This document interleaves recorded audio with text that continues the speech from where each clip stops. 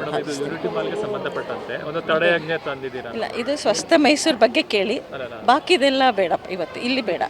ಯಾಕಂದ್ರೆ ಅದು ನಾನು ಪೇಪರಲ್ಲಿ ಕೊಟ್ಬಿಟ್ಟಿದ್ದೀನಲ್ಲ, ಪತ್ರಿಕಾ ಪ್ರಕಟಣೆ ಕೊಟ್ಟಿದ್ದೀರಾ? ಅದೇನೆ ಅಷ್ಟೇನೆ. ಯದುವೀರ್ ಅವರು ಹೇಳಿದ್ರು ರಾಜ್ಯ ಸರ್ಕಾರ ದಿಕ್ಕು ತಪ್ಪಿಸುವಂತ ಕೆಲಸ ಮಾಡಿದೆ ಅಂತ. ನಾನು ಇದು ನಮ್ಮ ಈ ಕಾರ್ಯಕ್ರಮಕ್ಕೂ ಅದಕ್ಕೂ ಸಂಬಂಧನೇ ಇಲ್ಲ. ಇದು ಹೆಲ್ತ್ ಕಾರ್ಯಕ್ರಮ, ಅದು ನೀವು ಕೇಳ್ತಿರೋದಕ್ಕೂ ಅದಕ್ಕೂ ಸಂಬಂಧ ಇಲ್ಲ. ಇನ್ನೊಂದ್ಸತಿ ಮಾತಾಡ್ತೀನಿ ಬೇಕಾದ್ರೆ, ಇವತ್ತು ಬೇಡ. ಈ ಕಾರ್ಯಕ್ರಮ ಇದು ಸ್ಕೂಲ್ ಇದು, ಇವತ್ತು ಬೇಡ. Okay, thank you. ಜನಗಳಿಗೂ ಒಂದು ರೀತಿ ಗೊಂದಲ ಇದೆ ಮೇಡಮ್, ಯಾಕಂದ್ರೆ MP ಅವರು ಬುದ್ಧಿ ಪೂಜೆ ಮಾಡಿಲ್ಲ ಮೇಡಮ್. ಇಲ್ಲ, ಅದು ನಾನು ಗೊಂದಲ ಕ್ಲಿಯರ್ ಮಾಡಿದ್ದೀನಿ. ನಾನು ಪ್ರೆಸ್ ನೋಟ್ ಕೊಟ್ಟು ಕ್ಲಿಯರ್ ಮಾಡಿದ್ದೀನಿ ಗೊಂದಲ.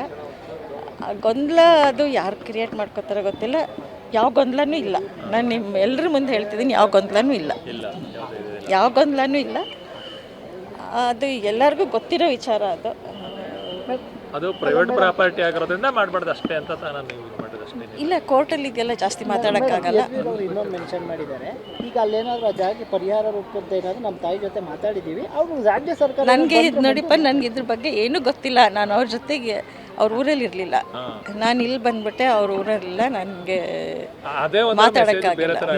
ಈಗ ಅವರು ಸಂಸತ್ ಅಧಿವೇಶನದಲ್ಲಿದ್ರು, ಆ ಟೈಮಲ್ಲಿ ನೀವು ತಡೆಯಾಜ್ಞೆ ತಂದ್ರಿ. ನಾನು ತಡೆಯಾಜ್ಞೆ ತರಲಿಲ್ಲಪ್ಪ. ಅದು ನಾವು ಮೊದಲೇ ಹಾಕಿದ್ದು ಯಾವಾಗಲೂ ಬಂತಷ್ಟೇ. ಅದು ಬಂದು ನೀವು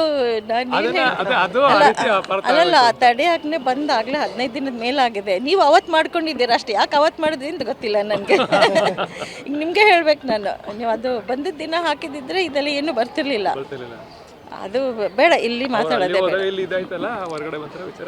ಆ ಥರ. ಅದು ಬೇರೆಯವ್ರು ಏನು ಊಹೆ ಮಾಡ್ಕೊಂಡ್ರು ನಾವು ಅದಕ್ಕೇನು ಮಾಡೋಕ್ಕಾಗಲ್ಲ. ಗೊಂದಲ ಅಂತೂ ಏನಿಲ್ಲ. ಗೊಂದಲ ಆಗೋಕ್ಕೆ ಏನು ಗೊತ್ತಿರಲಿಲ್ಲ ಮೇಡಮ್. ನೀವು ಅಪೀಲ್ ಹಾಕಿರೋದು ಕಾಮಗಾರಿ ಸ್ಟಾರ್ಟ್ ಮಾಡ್ತಾರೆ ಅದು ನಾನು ಹೇಳಿದ್ನಲ್ಲ, ಇಲ್ಲಿ ಬೇಡಿ, ಇನ್ನೊಂದು ದಿನ ಮಾತಾಡ್ತೇನೆ.